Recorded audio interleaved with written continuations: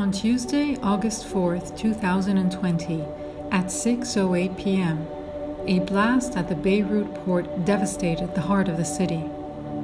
August 4th will be forever associated with this tragedy, which killed at least 220 people, injured around 6,500, and left an estimated 300,000 people displaced from their homes.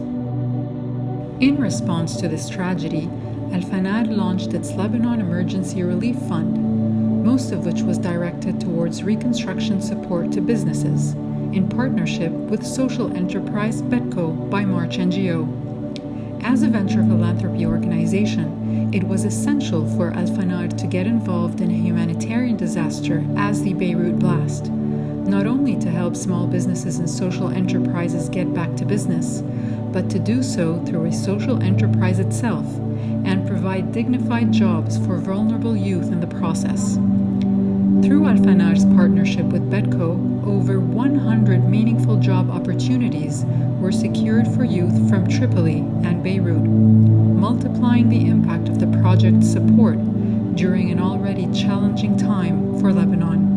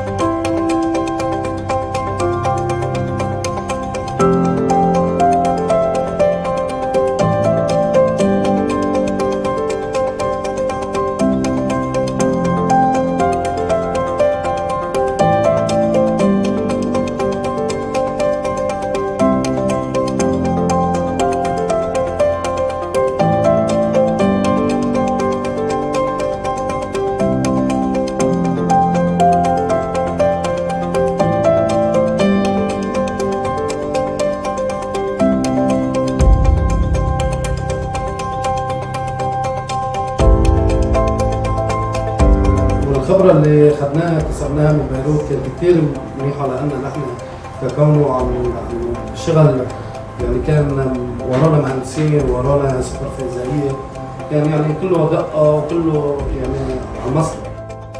None of this would have been possible without the generosity of our donors and the support of our partners.